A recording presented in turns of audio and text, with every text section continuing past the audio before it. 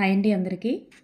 మనకి సైకాలజీలో డ్రాఫ్ట్ కాపీల నుంచి మనకి సైకాలజీ ఇప్పుడు న్యూ టెట్ సిలబస్లో ఆటలు వికాసం మరియు వివిధ రకాల ఆటల్లో రకాలు క్రీడలు ఎలా రకాలు ఉన్నాయన్నమాట. ఈ వివిధ రకాల క్రీడలు అని చెప్పేసి కూడా మనకి ఆ చాప్టర్లో ఉంది. నెక్స్ట్ ఈ క్రీడలు రకాల తర్వాత మనకి క్రీడల యొక్క విధులు కూడా ఉంది. క్రీడల యొక్క విధుల తర్వాత మనకి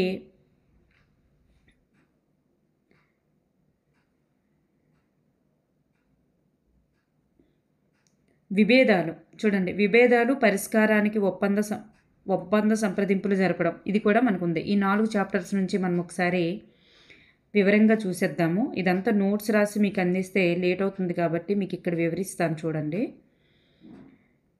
ఇక్కడ మనకి చాలా ఇంపార్టెంట్ అయింది ఏంటంటే క్రీడలు రకాలు ఇంపార్టెంట్. ఎందుకంటే ఇదంతా న్యూ, ఇంతకుముందు లేదనమాట. ఇది మనకి క్రీడలు రకాలు అనేది అంటే చాలా వరకు సిలబస్ అనేది పాతది ఉంది, కానీ కొంతమంది సైంటిస్టులు కొత్తగా యాడ్ అయ్యారు. అది చదువుకుంటూ ఈ డ్రాఫ్ట్ కాపీని మాత్రం ఫుల్గా చదవాల్సిందే. డ్రాఫ్ట్ కాపీ నుంచి ఎక్కువగా బిట్స్ వచ్చే అవకాశాలు ఉన్నాయి కాబట్టి. ఇక్కడ మనం చూస్తే ఆటల వికాసం అయితే క్రీడ యొక్క అర్థం ఏంటని చెప్పేసి ఫస్ట్ ఉంటుంది. క్రీడ యొక్క అర్థము, రకాలు, విధులు, విభేదాల వలన సంప్రదింపులు అది ఈ చాప్టర్లో ఉంటుంది. అయితే ఇక్కడ మనం క్రీడ యొక్క అర్థం మేరియా మాంటిస్సోరీ ప్రకారం క్రీడ అనునది శిశువు బొమ్మలనే పరికరాలతో ఏర్పరచుకునే పని ప్రపంచం. చూడండి, బొమ్మలనేటటువంటి పరికరాలతో ఏర్పరచుకునేటటువంటి పని ప్రపంచం క్రీడ అని మనకి నిర్వచించిన వారు ఎవరు అని అడుగుతారు. So Maria Montessori. సో క్రీడ అనున్నది శిశువు బొమ్మలనే పరికరాలతో ఏర్పరచుకునేటటువంటి పని ప్రపంచం. బొమ్మల ద్వారా వారి ప్రపంచాన్ని వారంతట వారే నేర్చుకుంటారు మరియు ఇతరులను అవగాహన చేసుకుంటారు. బొమ్మలు పిల్లలకు ఈ క్రింది విధంగా ఉపయోగపడతాయి. బొమ్మల ద్వారా చూడండి వాళ్ళు ఎన్ని రకాలుగా ఊహించుకుంటూ ఉంటున్నారనేది. బొమ్మలు ఏ విధంగా పనిచేస్తాయో తెలుసుకుంటారు. కొత్త ఆలోచనలు కూడా పిల్లలలో రేకెత్తుతాయి. కండరాలు దృఢపడతాయి మరియు నియంత్రణ కూడా నేర్చుకుంటారు. ఊహాశక్తిని పెంపొందించుకోవడం కూడా జరుగుతుంది. ఊహించుకుని ఆడుకుంటారు. సమస్య పరిష్కారాన్ని కూడా కనుక్కుంటారు. ఏదైనా విరిగిపోతే దాన్ని అతికించడానికి ట్రై చేస్తుంటారు. ఇతరులతో సహకరించుకోవడం కూడా నేర్చుకుంటారు. సో ఇన్ని రకాలుగా జరుగుతుంది. క్రీడ యొక్క అర్థం చూస్తే మేరియా మాంటిస్సోరీ నిర్వచనం గుర్తుపెట్టుకోవాలి. నెక్స్ట్ వన్ క్రీడ రకాలు చూస్తే మనకి ఇక్కడ జీ అంటే మనకి 7 టైప్స్ ఉన్నాయి చూడండి. శారీరక క్రీడ, వ్యక్తపరచగలిగే క్రీడ, నైపుణ్యంతో కూడుకున్న క్రీడ, ప్రతీకాత్మక క్రీడ, నాటకీకరణ, సురగేట్ క్రీడ, ఆటలు. సో ఇన్ని రకాలుగా మనకున్నాయి. అంటే ఒక్కొక్క దాన్ని ఒకసారి చూద్దాం. శారీరక క్రీడ అంటే ఏంటి? పిల్లలు పరిగెత్తడం, గెంతడం, దాక్కోవడం అంటే శరీరానికి సంబంధించినవి అనమాట. ఏమేం చేస్తున్నారనేది. దాక్కోవడం, కనుక్కోవడం వంటి ఆటలు వంటి వాటిని శారీరక క్రీడలుగా పేర్కొంటారు. చూడండి, క్రింది వానిలో శారీరక క్రీడ ఏది అని అడగొచ్చు. పరిగెత్తడం, గెంతడం, దాక్కోవడం, కనుక్కోవడం, దాగుడు మూతలు అంటాం కదా అదనమాట. సో ఇవన్నీ శారీరక క్రీడలు. ఇవి సాధారణ శారీరక వికాసానికి కూడా దోహదపడతాయి. పిల్లలు తెలియకనో ఇష్టపడో ఇలాంటి శారీరక క్రీడల్లో పాల్గొనవలసి వస్తుంది. ఇలాంటి ఆటలను ఇతరుల సహకారంతో ఆడడం జరుగుతుంది. ఇవి వారి సామర్థ్యాల స్వీయ మదింపుకు కూడా తోడ్పడతాయి. ఇవి చాలా ముఖ్యమైనటువంటి క్రీడ. దీనికై ఎలాంటి వ్యాయామము లేకపోయినప్పటికీ మంచి ఆరోగ్యాన్ని ప్రసాదించగలవు. ఇవి మంచి శారీరక వికాసానికి కూడా తోడ్పడగలవు. సో ఇలా మనకి ఇచ్చారు. సో ఇక్కడ మనకి మెయిన్ పాయింట్ ఏంటి? పరిగెత్తడం, గెంతడం, దాక్కుడు మూతలు అనేవి శారీరక క్రీడలు అనే విషయం మీకు గుర్తుండాలి. నెక్స్ట్ వన్ వ్యక్తపరచగలిగే క్రీడ. దీంట్లో ఇది పేరుకు తగ్గట్టుగానే ఈ విధమైనటువంటి ఆట అనేది పిల్లలు ఆడుతున్నప్పుడు వారి సొంత అభిప్రాయాలు భావనలు వెలిబుచ్చడానికి అవకాశం కలిగించేటటువంటి క్రీడ ఏది అంటే వ్యక్తపరచగలిగే క్రీడ. ఇలాంటి ఆటల్లో drawing papers, water colours, crayons, రంగుల పెన్సిల్స్, బంకమన్ను, నీళ్లు, స్పాంజీ బొమ్మలు తయారు చేయు మొదలైనటువంటి కృత్యాలు నమూనాలు తయారు చేయడానికి మరియు ఇతర సంగీత వాయిద్యాల ద్వారా లయబద్ధమైనటువంటి శబ్దాలను జనింపజేయుటకు సంగీత వాయిద్యాలు మొదలైనవన్నీ కూడా ఇలాంటి కృత్యాలు అన్నీ కూడా పిల్లల యొక్క సంవేదనలు, కోరికలు, సామర్థ్యాలను వ్యక్తపరచడానికి దోహదపడతాయంట. పిల్లల యొక్క అభిప్రాయాలను, భావాలను, సంవేదనలను, కోరికలను, సామర్థ్యాలను వ్యక్తపరచడానికి దోడ్పడేటటువంటివి ఏంటి అంటే ఇలాంటివి చూడండి. డ్రాయింగ్ పేపర్స్వి, వాటర్ కలర్స్, క్రేయాన్స్ అంటే కలర్గా ఉండేవి, బంకమన్ను, స్పాంజీ బొమ్మల తయారు, ఇలాంటివన్నీ కూడా కొత్తగా తయారు చేసేవి అన్నీ కూడా సంగీత వాయిద్యాలు. ఇవన్నీ కూడా వ్యక్తపరచగలిగేటటువంటి క్రీడల కిందకి వస్తాయంట. నెక్స్ట్ వన్, నైపుణ్య క్రీడ. నైపుణ్య క్రీడ అంటే వాళ్ళ సృజనాత్మకత కానీ ఏదైనా కొత్తదనంగా కనిపించడం అలాంటివి వస్తుంది చూడండి.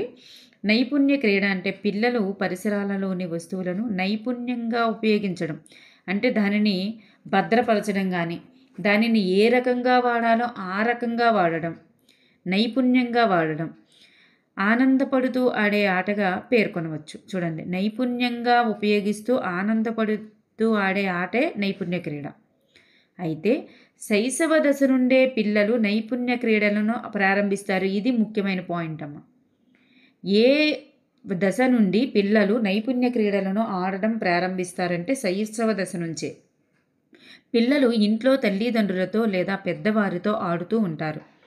ఉదాహరణకి నైపుణ్య క్రీడ అంటే చూడండి, ఒక వస్తువు క్రింద పడవేస్తూ మరలా తల్లిదండ్రుల నుంచి వాటిని అందుకుంటూ, మరలా పడివేస్తూ అందుకుంటూ ఒక క్రీడా విన్యాసంగా తల్లిదండ్రులతో కలిసి ఆడుకోవడం జరుగుతుంది. ఇదే నైపుణ్య క్రీడ. చూడండి, వాళ్ళు ఆ బొమ్మని ఎలా యూజ్ చేస్తారు, ఒక కొత్త రకంగా యూజ్ చేశారు. అదే నైపుణ్య క్రీడ. పిల్లలు పెద్దలు ఆడుతుండగా ఫజిల్స్, యంత్ర నిర్మితమైనటువంటి బొమ్మలతో అర్థవంతమైనటువంటి వస్తువులను నిర్మిస్తుంటారు. సో ఇలాంటి కృత్యాలను ఒంటరిగా సమూహాలుగా చేస్తుంటారు. చూడండి, ఫజిల్స్ అనేది ఈ క్రింది ఏ క్రీడకు సంబంధించినది అంటే నైపుణ్య క్రీడ. యంత్ర నిర్మితమైనటువంటి బొమ్మలతో ఆడడం, ఇది కూడా యంత్ర నిర్మితమైనటువంటి బొమ్మలతో ఆడడం కూడా, బొమ్మలతో ఆడుతూ వస్తువులను నిర్మించడం, కొత్త వస్తువులు తయారు చేయడం అనేది కనిపించింది కదా, అది కూడా నైపుణ్య క్రీడే. యంత్ర నిర్మితమైనటువంటి బొమ్మలతో అర్థవంతమైనటువంటి వస్తువులను తయారు చేయడం, ఫజిల్స్, ఈ రెండు నైపుణ్య క్రీడకి చెందుతాయి. నెక్స్ట్ ఇంకో పాయింట్, శైశవ దశ నుంచే నైపుణ్య క్రీడలను ప్రారంభిస్తారు. ఈ 3 పాయింట్లు గుర్తుపెట్టుకోండి. ఇలాంటి కృత్యాలను ఒంటరిగా సమూహాలుగా చేస్తుంటారు. ఈ విధమైన ఆటలు పిల్లలలో ఊహాశక్తిని, సృజనాత్మకతని, నైపుణ్య క్రీడలు పిల్లలలో ఊహాశక్తిని, సృజనాత్మకతను పెంపొందిస్తాయి, ప్రేరేపించి వికాసవంతంగా అభివృద్ధి చెందేటట్లు చేస్తాయి. నెక్స్ట్ వన్, ప్రతీకాత్మక క్రీడలు. ప్రతీకాత్మక క్రీడలు అంటే ఏంటి? ఇలాంటి క్రీడలు పిల్లల యొక్క భావాలను వ్యక్తపరచుటకు. కొన్ని ఆటల్లో పిల్లలు వారి యొక్క సమస్యలను, ఊహలను, బాధలను వ్యక్తపరచుటకు. చూడండి, ప్రతీకాత్మక అనేది వాళ్ళ యొక్క భావోద్వేగాలకు సంబంధించినటువంటి క్రీడ. భావోద్వేగాలు అని గుర్తుపెట్టుకోండి. అంటే కోపము, బాధ ఇలాంటివన్నీ కూడా సంబంధించినదనమాట. పిల్లల యొక్క భావాలను వ్యక్తపరచుటకు, భావోద్వేగాలను వ్యక్తపరచుటకు. ఓకేనమ్మా? ఊహలను, బాధలను వ్యక్తపరచగలుగుతారనమాట. పిల్లలు ఒక్కొక్కసారి ఈ ఆట ద్వారా తమ బాధాకరమైనటువంటి అనుభవాల నుండి ఉపశమనం కోసం ప్రతీకాత్మకంగా ఊహాజనితంగా ఆడుతూ పునర్బలనం పొందుతూ ఉంటారంట. ఇలాంటి ఆటల్లో ఎలాంటి షరతులు, నియమాలు ఉండవు. కానీ ఉదాహరణకి ఎలా ఆడుతుంటారంటే ఈ ప్రతీకాత్మక ఆటలు, వాళ్ళు ఒకవేళ పిల్లలు ఇంటిలో అనాదరణకు గురైనటువంటి బాలిక ఇటువంటి ఆటలు ద్వారా ఎంతో ఆత్మీయంగా, ప్రేమగా తన బిడ్డను హత్తుకునేటటువంటి తల్లిలాగా నటిస్తుందంట. తన ఇంట్లో వాళ్ళ పేరెంట్స్ సరిగా తనని చూడట్లేదు అనుకోండి, అప్పుడు ఏమనుకుంటుంది, మా అమ్మ నన్ను ఇలా బాగా చూస్తే బాగున్ను అనే మనసులో ఫీల్ అవుతూ ఒక బొమ్మని ఒక మంచి తల్లిలా భావిస్తూ, బొమ్మనే తను మంచి తల్లిలా భావించి తనతో ఆత్మీయంగా ఉండడం బొమ్మతో అలా నటిస్తూ ఆడుతుంటుందంట. అదే బాలిక నిరాదరణకు గురై బొమ్మలపై తన యొక్క ఆవేశాన్ని, తను ఇంట్లో అమ్మ నాన్న కొడితే బొమ్మకు కొట్టేయడం వెళ్ళి, తన ఇంట్లో అమ్మ నాన్న సరిగ్గా చూడట్లేదని బొమ్మ పైన ప్రతీకారం చూపించడం, అలా కూడా చేస్తారనమాట. ఇలా తల్లిదండ్రుల ప్రవర్తనను అనుకరించడం అనమాట. పాఠశాలకు వెళ్ళినప్పుడు ఇంటికి దూరం అవుతామన్నటువంటి భావన కూడా ఈ ప్రతీకాత్మక ఆటల ద్వారా కనపరచవచ్చు. ప్రతీకాత్మక ఆటలు అనగానే మీకు ముందుగా గుర్తుకు రావాల్సింది వాళ్ళ భావోద్వేగాలన్నీ కూడా తీర్చుకోవడం, వేరే వాళ్ళపైన తీర్చుకోవడం, లేదా వాటికి అపోజిషన్లో ప్రవర్తించడం, ప్రతీకాత్మకంగా వాటిని తీర్చుకునే విధంగా ప్రవర్తించడం. నెక్స్ట్ వన్, నాటకీకరణ క్రీడ. కొన్ని భయంకరమైనటువంటి ఆందోళనకరమైనటువంటి సంఘటనలకు గురైనప్పుడు, చూడండి, భయంకరమైన ఆందోళనకరమైనటువంటి సంఘటనలకు గురైనప్పుడు లేదా చూసినప్పుడు ఆ దృశ్యాల్లోని ఆటల్లో నటించి కొంతవరకు తమలోని అంతర్గత తన్యతను, బాధను వ్యక్తపరచవచ్చును. చూడండి, అలాంటివి ఏవైనా సిచ్యువేషన్స్ చూసినప్పుడు తమలోని అంతర్గత తన్యతను, బాధని వ్యక్తపరచడం. కొన్ని సందర్భాల్లో తల్లిదండ్రుల నాటకీకరణ ద్వారా పాత్రలను పోషిస్తూ పిల్లలను ఏ విధంగా వారి తల్లిదండ్రులను, సహోదరులను, పాత్రలను అర్థం చేసుకోగలరు జాగ్రత్తగా పరిశీలించినట్లయితే పిల్లల గురించి చాలా వరకు అవగాహన చేసుకోవచ్చు. సో చూడండి, అంటే ఇక్కడ ఏంటంటే పిల్లలు ఎప్పుడైనా నాటకీకరణ ద్వారా వాళ్ళ ఫీలింగ్స్ బయట పెడుతున్నప్పుడు తల్లిదండ్రులు అబ్జర్వ్ చేస్తే, ఓహో ఇంట్లో ఈ రకమైన సమస్య వలన పిల్లలు బాధపడుతున్నారు అని అర్థం చేసుకోవచ్చు అనమాట ఈ నాటకీకరణ క్రియ ద్వారా. వాళ్ళు ఆందోళన సంఘటన, ఇప్పుడు చూడండి, ఏదైనా భయపడ్డారు అనుకోండి, బయటికి వెళ్ళినప్పుడు ఏదైనా చూడడం ద్వారా భయపడ్డారు, ఇంటికి వచ్చిన తర్వాత వాళ్ళు ఆ రకమైనటువంటి భయాన్ని వ్యక్తం చేస్తున్నప్పుడు, ఓహో ఓకే, ఈ అబ్బాయి లేదా మా అబ్బాయి లేదా అమ్మాయి బయట ఫలానా చూడడం వల్ల, భయపడడం వలన ఇప్పుడు ఇలా ప్రవర్తిస్తున్నాడు అని తెలుసుకుంటారనమాట. సో ఆందోళనకరమైనటువంటి సంఘటనలు గురైనప్పుడు, చూసినప్పుడు ఆ దృశ్యాలన్నీ కూడా ఆటల్లో నటించి కొంతవరకు తమలోని అంతర్గత తన్యతను, బాధను వ్యక్తపరచడం అనమాట నాటకీకరణ క్రీడ. నెక్స్ట్ వన్, తెలిసినట్లుగా ఆడే క్రీడ. అంటే పిల్లలు అప్పుడప్పుడు కూడా తెలిసినట్లుగా ఆడే క్రీడలను కూడా ఆడుతుంటారంట. ఇవి వారి అనుభవాల ఆధారంగా సంతోషకరమైనవి, బాధాకరమైనవి కూడా ఉంటాయంట. కొన్ని సందర్భాలలో సంతోషకరమైనటువంటి రీతిలో అన్వేషణ అనుభవాలుగా ఉంటే, మరికొన్ని సందర్భాలలో బాధాకరమైన అనుభవాల్లో భయం, ఆందోళన అనేది ఉంటుందంట. ఉదాహరణకు ఆపరేషన్స్, చికిత్స, తల్లిదండ్రులు అనారోగ్యం కారణంగా ఆసుపత్రి పాలవడం, తల్లిదండ్రులు విడిపోవడం, ఇలాంటివన్నీ కూడా తెలిసినట్లుగా ఆడేటటువంటి క్రీడ కిందకు వస్తాయంట. చూడండి, తెలిసినట్లుగా ఆడేటటువంటి క్రీడ కిందకి వస్తాయంట. అంటే వాళ్ళు ఏం చేస్తారు, వారి అనుభవాల ఆధారంగా సంతోషకరమైనవి, బాధాకరమైనవి వాటికి అనుగుణంగా వాళ్ళు ఆడుకుంటారంట. వాళ్ళ మమ్మీ డాడీకి ఆపరేషన్ అయినట్లు, లేదా హాస్పిటల్ పాలైనట్లు, అలా అనమాట. నెక్స్ట్ వన్, సొరగేట్ క్రీడ అంటే పిల్లలు పూర్తిగా ఆసక్తిలై కదలిలోని స్థితిలో తీవ్ర అనారోగ్యమైన లేదా అనారోగ్యకరమైనటువంటి తేడా పూర్తిగా ఆడలేని పరిస్థితుల్లోనైనా సందర్భాలలో ఈ పిల్లవాని బదులు మరో పిల్లవాడు తల్లిదండ్రుల ఆటల్లో పాల్గొనేటటువంటి ఒక రకమైనటువంటి ఆటగా పరిగణించవచ్చు. చూడండమ్మా, ఇక్కడ సొరగేట్ క్రీడ అంటే పూర్తిగా అంగవైకల్యం, వికలాంగులు ఉంటారు కదా, వాళ్ళకు బదులుగా వేరొక పిల్లవాడు తల్లిదండ్రుల ఆటల్లో పాల్గొనేటటువంటి ఒక రకమైన ఆట అంట ఇది. అంటే ఇటువంటి పిల్లలు, చూడండి పూర్తిగా చదువుదాం, ఇటువంటి పిల్లవాని బదులు చూడండి, ఇటువంటి ఆటను పిల్లవాని బదులు వేరొకరు తన తరపున ఆడడం వలన అనారోగ్యకరమైనటువంటి పిల్లవాడు ప్రేరణకు లోనవుతాడంట. లేదా ఒక్కొక్కసారి తల్లిదండ్రులు దివ్యాంగుడు చూస్తుండగా మొత్తం గదిని తల్లిదండ్రులు పెయింటింగ్స్లో అలంకరించి పిల్లవాడిని ప్రేరేపిస్తారు. సో మనం కూడా గమనిస్తుంటాం, దీపావళి సందర్భంగా అనారోగ్య స్థితికి గురైన లేదా దివ్యాంగుడైన శిశువు తన బదులు ఇతరులు బాణాసంచా కాల్చడం ద్వారా తన కళ్ళతో గమనించి ఆనందపడడం చాలా శక్తివంతమైనటువంటి ఆట. ఇది చాలా శక్తివంతమైనటువంటి ఆట. చూడండి, ఇక్కడ మనకి మెయిన్ పాయింట్ ఏంటంటే ఇది చాలా శక్తివంతమైనటువంటి ఆట అనేది ముఖ్యమైన పాయింట్. సొరగేట్ క్రీడ అంటే ఎలా ఉంటుందంటే, మనకి తాదాత్మీకరణం, రక్షణతంత్రం తాదాత్మీకరణం ఉంది కదా, అంటే తను తీర్చుకోలేనివి ఇతరులు తీర్చుకునేటప్పుడు ఆనందపడడం అనేది అలా ఉంటుందన్నమాట ఇది.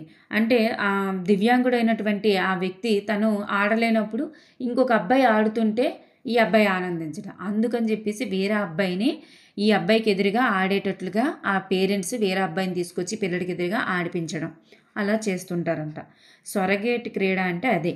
అంటే తను వేరే వాళ్ళు ఆడుతుండగా చూసి ఆనందించడం కోసం తల్లిదండ్రులు అలా ఏర్పాటు చేయడం అన్నమాట.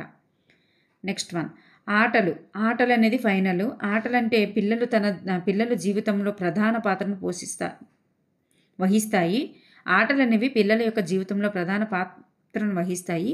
ఈ కాలంలో పిల్లలు వీడియో గేమ్స్ ఆడడం లేదా ఏకాంతంగా ఆడుకోవడం సర్వసాధారణం. చిన్నపిల్లలు వారికి అనుగుణంగా ఆటల్లో నియమాలను మార్చేటటువంటి ఆటలను ఇష్టపడతారు. నియమాలు షరతులతో కూడినటువంటి ఆటల్లో 4 సంవత్సరాల లోపు పిల్లలు పాల్గొనలేరు. చూడండి, నియమాలు షరతులతో కూడినటువంటి ఆటలలో ఎన్ని సంవత్సరాల లోపు పిల్లలు పాల్గొనలేరు? చూడండి, ఇది బిట్టు మనకి. 4 సంవత్సరాల లోపు పిల్లలు పాల్గొనలేరు. పాఠశాల వయస్సు గల పిల్లలు బోర్డు గేమ్స్, కార్డు గేమ్స్ మరియు మొదలైన వాటిని ఆడి ఆనందించగలరు. ఈ ఆటల్లో పిల్లలు ఆ ఆటకు సంబంధించి నియమాలను షరతులను తెలుసుకొని వాటిని పాటించగలరు. పెద్ద పిల్లలు నిర్దిష్టమైన నియమాలు గల ఆటను ఆడుతూ ఆనందించగలరు. అంటే పిల్లలు పెరుగుదలతో పాటు ఆట సరళి కూడా మారుతూ ఉంటుంది. ఓకేనమ్మా. నెక్స్ట్ వన్ చూద్దాం. ఆటలు వాటి యొక్క విధులు చూస్తే పిల్లలు వికాసపరంగా మూర్తిమత్వం అభివృద్ధి చెందడానికి సహాయపడతాయి. ఈ ఆటలు అనేవి ఎన్ని రకాలుగా వికాసం చెందుతారు? భౌతిక వికాసం చెందుతుంది, సాంఘిక వికాసం, ఉద్వేగ వికాసం, మానసిక వికాసం, నైతిక వికాసం. ఇన్ని రకాల వికాసాలు ఆటల వలన జరుగుతాయి. శారీరక వికాసం, కండర అభివృద్ధి ఇదంతా కూడా జరుగుతుంది. మనకి ఇవన్నీ తెలిసిందే, టైం వేస్ట్ కదా. ఉద్వేగ వికాసం, ఉద్వేగాలన్నీ కూడా పరిణతికి వస్తాయన్నమాట. ఇందులో మనకి బిట్టుగా వచ్చేటటువంటిది ఏమీ కనిపించట్లేదు. సో పిల్లలు ఆటలాడేటప్పుడు పంచుకోవడం, ఒకరి పట్ల ఒకరికి సంరక్షణ కలిగి ఉండడం వంటివి అవగాహన చేసుకుంటారు. చూడండి, పంచుకోవడం, ఒకరి పట్ల ఒకరికి సంరక్షణ కలిగి ఉండడం అంటే వాళ్ళ ఉద్వేగం, అంటే సహకరించుకోవాలి అనేటటువంటి భావన కలిగి ఉంటారు. దయా, జాలి అలాంటివి అనమాట. అవన్నీ ఉద్వేగ వికాసానికే చెందుతాయి. పిల్ల ఒక దశ నుండి ఇంకొక దశకు చేరుకున్నప్పుడు ఆ దశకు సంబంధించిన వికాస సామర్థ్యాలని పొందుతారనమాట. ఇలా ఉంటుంది.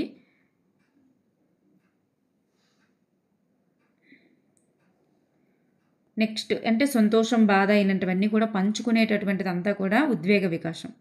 మానసిక వికాసం అంటే వాళ్ళు మానసిక ఉల్లాసం, చూడండి, మానసిక ప్రేరణను పొందడం క్రీడల వలన. ఆటల వల్ల జ్ఞానాన్ని కూడా పొందుతారు.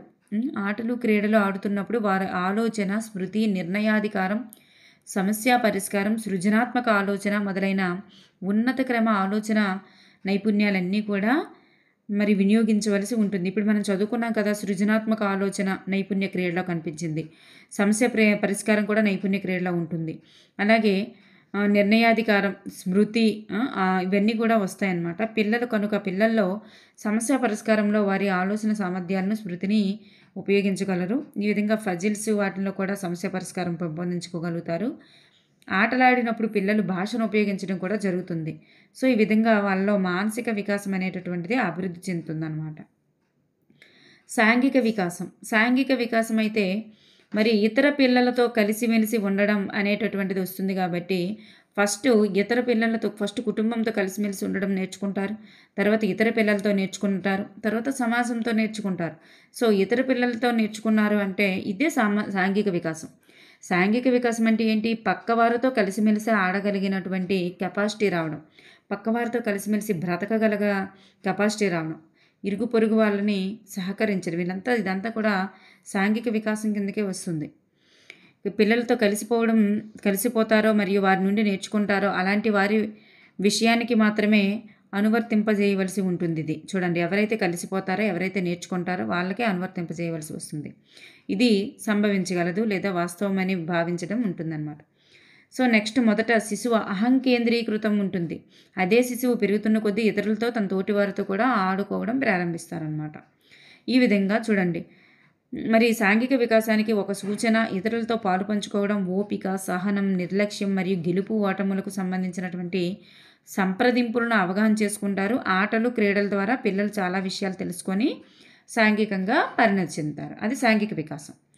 నైతిక వికాసంకి వచ్చేసరికి గౌరవించడం, ఎవరినైనా గౌరవించడం, లేదా అక్కడ చూడండి ఏదైనా నిషేధించారంటే వాటిని ఆ చోటుకి వెళ్ళకపోవడం, తప్పు అని సనంగానే ఆ తప్పు పని అనేది చేయకుండా ఉండడానికి ప్రయత్నించడం, తప్పొప్పులకు అనుగుణంగా ప్రవర్తించడమే, గౌరవప్రదంగా ఉండడమే, సమాజానికి మంచి చేసేటటువంటి విషయాలు మాత్రమే చేయడమే నైతిక వికాసం అంటే. నిబంధనలతో కూడుకొని ఉంటాడనమాట. క్రీడలు మరియు నిబంధనలతో కూడుకొని ఉంటాయి. కాబట్టి అందులో పాల్గొనేటటువంటి ప్రతి ఒక్కరూ నియమ నిబంధనలు కట్టుబడి ఉండాలని పిల్లలు గ్రహిస్తారు. నియమ నిబంధనలన్నీ కూడా దానికి కట్టుబడి ఉండడమే నైతిక వికాసము. సో నిబంధనలు పాటించకపోతే లేదా ఉల్లంఘిస్తే ఆటల నుండి వెలివేయడం లేదా నిషేధించడం జరుగుతుందని, లేదా తగిన విధంగా శిక్షించడం జరుగుతుందని అర్థం చేసుకొని నిబంధనలు పాటిస్తారు. సో నిబంధనలు పాటించడం నేర్చుకున్న వ్యక్తిలో నైతిక వికాసం అనేటటువంటిది అభివృద్ధి చెందుతుంది. ఓకేనండి. నెక్స్ట్ వన్, ఆటలు క్రీడలు సామూహిక గతిశాస్త్రం. ఇక్కడికి వచ్చేసరికి మనకి చూడండి, క్రీడలు సామూహిక గతిశీలత క్రీడలు మరియు సామూహిక గతిశీలత అనేది ఒకదానితో ఒకటి అవినాభావ సంబంధం కలిగి ఉంటాయి. అయితే కర్ట్ లెనిన్ అనేటటువంటి శాస్త్రవేత్త అనే క్షేత్ర సిద్ధాంతవాది ఏం చెప్పారంటే సామూహిక గతిశీలత అనేటటువంటి పదాన్ని మొదటిసారిగా ఉపయోగించారు. వ్యక్తి సమూహంపై ఉపయోగించినటువంటి శక్తులను, సమూహం వ్యక్తిపై ఉపయోగించినటువంటి శక్తులను గురించి అధ్యయనం చేసేదానినే సామూహిక గతిశాస్త్రం అని అన్నారనమాట. చూడండి, సామూహిక గతిశీలత పైన అనే పదాన్ని మొట్టమొదటిసారిగా ఉపయోగించి వ్యక్తి సమూహం పైన ఉపయోగించే శక్తులు, సమూహం వ్యక్తి పైన ఉపయోగించే శక్తులనే సామూహిక గతిశాస్త్రం అని అన్నారు. దీన్నే డైనమిక్స్ అనేటటువంటి పదం భౌతిక శాస్త్రానికి సంబంధించిందనమాట. అయితే ఇది ఫ్రెంచ్ పదమైనటువంటి డైనమిక్యూ అనేటటువంటి గ్రీకు పదం, ఫ్రెంచ్ పదమైనటువంటి డైనమిక్యూ గ్రీకు పదమైనటువంటి డైనమికాస్ నుంచి తీసుకురాబడింది అనమాట. డైనమిక్స్ అనేటటువంటి పదం. డైనమిక్స్ అంటే సామూహిక గతిశాస్త్రం. కర్ట్ లెనిన్ కూడా గుర్తుపెట్టుకోండి. నెక్స్ట్ వన్, క్రచ్ఫీల్డ్ ప్రకారం సమూహంలో జరిగేటటువంటి మార్పులే సామూహిక గతిశాస్త్రం అని అన్నారంట. గుర్తుపెట్టుకోవాలి ఇది. నెక్స్ట్, విద్యా శబ్దకోశం గుడ్ ప్రకారం గుడ్ శాస్త్రవేత్త ఏం చెప్పారు, సమూహంలోని సభ్యుల యొక్క పరస్పర మానసిక సంబంధాల ప్రతిచర్యల వల్ల వారి అనుభూతుల ఉద్వేగం ఆధారంగా ఒక ఏకదృష్టిని పెంపొందించడమే సామూహిక గతిశీలత అని అన్నారు. కార్టెరైట్ జెండర్ ప్రకారం సమూహాల స్వభావం, వారి అభివృద్ధిలోని సిద్ధాంతాలు, వ్యక్తులు, ఇతర సమూహాల పెద్ద సంస్థల పరిజ్ఞానం, పురోభివృద్ధితో దీనికి గల పరస్పర సంబంధాల గురించి తెలిపేటటువంటి అన్వేషణే సామూహిక గతిశాస్త్రం అని చెప్పారంట. చూడండి, ఇక్కడ ఏదో ఒక కీ పాయింట్ మీరు గుర్తుపెట్టుకుంటే అది గుర్తుంటుందన్నమాట. ఏకదృష్టితో పెంపొందించడం అని చెప్పింది గుడ్, ఏకదృష్టితో పెంపొందించడమే గుడ్ అన్నారు. సమూహంలో జరిగే మార్పులే సామూహిక గతిశాస్త్రం అన్నారు క్రచ్ఫీల్డ్. అయితే ఇక్కడ చూడండి, సంస్థల పరిజ్ఞానం పురోభివృద్ధి, చూడండి పెద్ద సంస్థల పరిజ్ఞానం పురోభివృద్ధి అని చెప్పారు కార్టెరైట్ జెండరు. సో ఈ మూడు కూడా మీరు గుర్తుపెట్టుకోవాలన్నమాట. నెక్స్ట్ వన్, క్రీడల్లో పోటీలో ఉండే జట్టు పోటీల్లో సామూహిక గతిశాస్త్రం అనేటటువంటి పనిచేస్తుంది. ప్రతి జట్టుకు కొన్ని నిర్దిష్ట లక్ష్యాలు ఉంటాయి. అదేవిధంగా పిల్లలకు ఆటల పరంగా కొన్ని లక్ష్యాలు అనేవి ఉంటాయి కదా, కానీ ఆ లక్ష్య సాధన ఒంటరిగా సాధ్యపడదు. కాబట్టి టీంలో సభ్యునిగా చేరి ఇతరులతో కలిసిమెలిసి పనిచేస్తే ఆ సామూహిక గతిశాస్త్రం తలుగా ఇది అనేది పనిచేస్తుంది అనమాట. నెక్స్ట్ వన్, ఇక్కడ విభేదాలు ఉంటాయి చూడండి. విభేద పరిష్కారానికి ఒప్పంద సంప్రదింపులు జరపడం, ఇది కూడా ఉంది మనకి టాపిక్లో. సాధారణంగా ఆటల్లో విభేదాలు అనేటటువంటివి ఏర్పడడం సర్వసాధారణం. అప్పుడు టీం లక్ష్యాలను సాధించడం కోసం టీం లీడర్లు ఏం చేస్తారు, సంప్రదింపుల ద్వారా అవసరాలను తీర్చుకొని ఇరు వర్గాలకు ఎటువంటి ఇబ్బందులు లేకుండా పరిష్కరించుకొని తమ అవకాశాలను మెరుగుపరుచుకుంటారనమాట. సో ఒప్పంద సంప్రదింపులు చేయడం లేదా మధ్యవర్తిత్వం నెరవేరడం అనేది నైపుణ్యంతో కూడుకున్నటువంటి ప్రక్రియ. సో ఏ సమూహానికి నష్టం వాటిల్లకుండా ఇరు వర్గాలు లాభపడే విధంగా స్నేహపూర్వక వాతావరణంలో చర్చలు జరిపి ఇద్దరికి కూడా అనుకూలమైన నిర్ణయాలు తీసుకోవడం టీం యొక్క నాయకులు పాటించాల్సినటువంటి నైపుణ్యం. సో ఇప్పుడు చూస్తే విభేదాలకి కారణమైనటువంటి అంశాన్ని, దానికి కారణాలు, కారకాలను చర్చించుకోవాలి. చూడండి వీటి నుంచి బిట్టు మనకు వచ్చే అవకాశం ఉంటుంది. చర్చించుకోవాలి. నెక్స్ట్ చర్చించడానికి తగిన నైపుణ్యం పొంది సమస్య పరిష్కారం పట్ల అవగాహన కలిగి ఉండాలి. అయితే తమ అవసరాలను, కాంక్ష స్థాయిని తగ్గించుకొని ఇతరుల సమస్యలను కూడా తన సమస్యగా భావించి సమస్య పరిష్కారం దిశగా ఆలోచించాలి. ఒప్పందాలలో పట్టుదలను ఉపశమనం పరుచుకొని ప్రత్యామ్నాయం ఎన్నుకోవడానికి కూడా సంసిద్ధంగా ఉండాలి. చర్చలను ఫలవంతం దిశగా పరిష్కరించుకొని తదుపరి వాటిపై కూడా చర్చించరాదు. చూడండి, చర్చలను సఫలవంతం దిశగా పరిష్కరించుకోవాలి. తదుపరి అంటే ఆ పరిష్కారం అయిపోయిన తర్వాత తదుపరి మళ్ళీ వాటిపైన చర్చించకూడదు. అప్పుడే గొడవలు అనేవి తగ్గుముఖం పడతాయి. సో ఈ విధంగా ముందుకెళ్ళాలన్నమాట. ఇక్కడికి టాపిక్ కంప్లీట్ అవ్వడం జరిగింది. Thank you everyone.